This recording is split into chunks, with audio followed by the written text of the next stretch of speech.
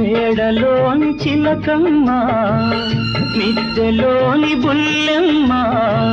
నేను పేదను వలచావెందుకే నీ చేరువలో నీ చేతులలో పులకించేటందుకే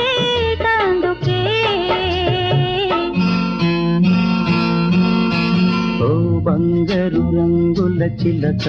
పలకవే